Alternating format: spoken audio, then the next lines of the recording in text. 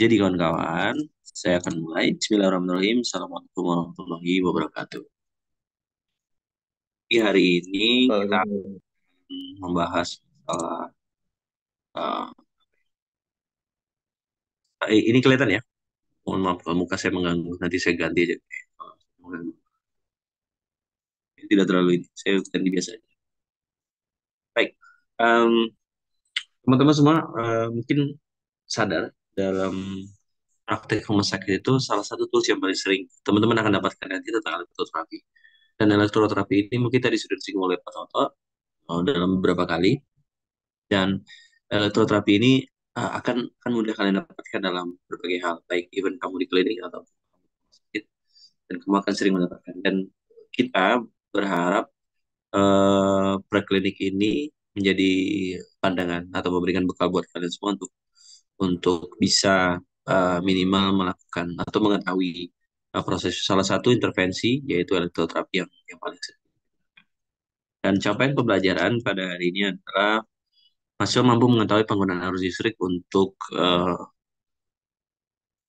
tindakan fisioterapi, dan konten pembelajarannya teman-teman akan pelajari jenis arus, lalu teknik pemasangan, electrical stimulation for muscle contraction, dan field control. Jadi memang di dalam fisioterapi itu ada electrical stimulasi, itu ada dua fungsi paling utama, yaitu tentang muscle contraction dan pain control, dua dua purpose yang paling lazim digunakan. Hari ini mungkin teman-teman semua mungkin menghafalkan nama arus itu salah satu yang termudah. Tapi saya berharap setelah dari mengikuti preklinik yang saya sampaikan pada hari ini, rekan-rekan semua mampu mengidentifikasi frekuensi yang digunakan untuk beberapa kasus tertentu dengan tujuan yang berbeda. Jadi kita bisa lihat saja kira-kira apa sih fungsinya dan tujuannya gitu ya. Di sini saya mau tanya nih, siapa yang pernah tersentuh? Pasti rata-rata pernah tersentuh kan listrik ya? Oke. Dan mungkin punya pengalaman. Saya tidak biasa Pak ikut elektroterapi atau kelas elektro atau kelas neuro karena saya takut dengan listrik. Ada mungkin merasa seperti itu.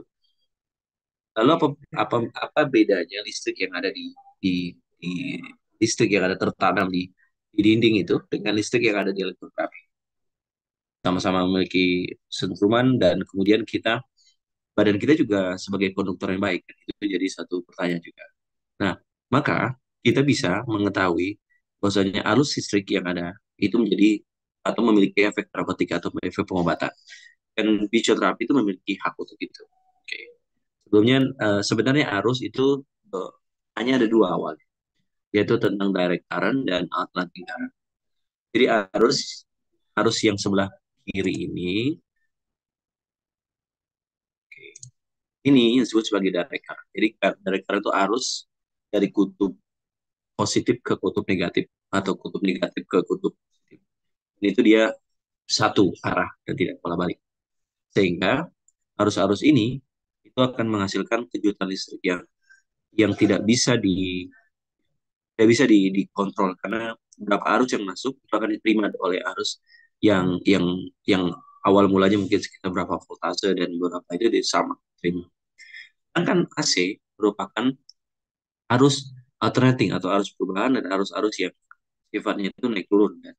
Dan ini biasanya arus yang bisa diterima oleh tubuh sih.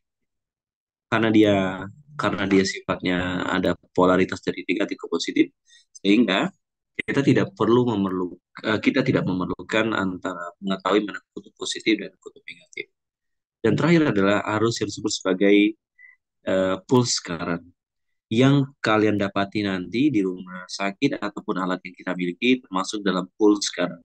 Pulse current adalah arus yang dimodifikasi. Arus tersebut itu memiliki karakteristik modifikasi yang memang kita bisa gunakan untuk keinginan kita. Memang tegangan listrik itu sepanjang 220 volt. Tapi yang kita gunakan adalah frekuensi yang masuk ke dalam apa namanya tuh frekuensi yang diberikan dari arus tersebut. Jadi kita tidak menerima voltase ataupun secara besar, tapi kita dihitung secara miliampere. Makanya pada plasma elektroda itu kita dapati plasma elektrodanya kalau belum kita naikkan arus listriknya atau miliampernya, dia akan memiliki intensitas yang tidak bisa kita rasakan. Jadi kita perlu di arus ini. Dan ini ada arus-arus yang kita gunakan. Oke. Oleh karena itu, maka arus secara umum untuk yang menghasilkan efek terapeutik itu memiliki uh, beberapa tipe, tapi posisinya yang disebut sebagai apa namanya symmetrical, monofasik dan bifasik. Kalau kita lihat sini, pulse current ada dua, pulse current yang monofasik, jadi fase yang cuma satu, yang negatif positif ataupun positif negatif. Sedangkan yang di sini itu adalah arus yang disebut sebagai bifasik. Jadi ada fase perubahan arus yang sini. Yang sekarang masalahnya adalah yang tadi yang disebutkan oleh Andre itu Trabert, Pak, ada yang disebutkan oleh para tadi itu TENS.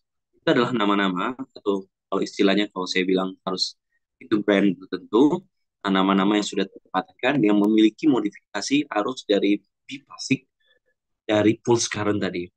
Paham nggak sampai sini maksudnya? Jadi yang diterima kita itu sebenarnya adalah arus-arus yang sifatnya modifikasi.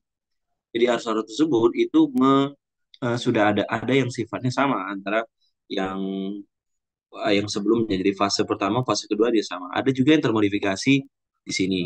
Ada juga yang memiliki amplitude dengan yang uh, lebih tinggi di awal, lalu yang satunya lebih rendah tapi durasinya sama. Itulah kenapa kalau teman-teman nanti mungkin sudah ketemu beberapa alat-alat yang mungkin lebih simple. Kalau di kampus itu ada settingan tertentu, kemudian dari beberapa alat juga ada settingan tertentu yang sudah otomatis. Nanti kalau kalian di rumah sakit ketemu alat-alat yang jauh lebih terbaru lagi karena mereka untuk kebutuhan pelayanan dan itu sudah otomatis di situ. Nah, teman-teman lihat saja apakah dia tergolong pada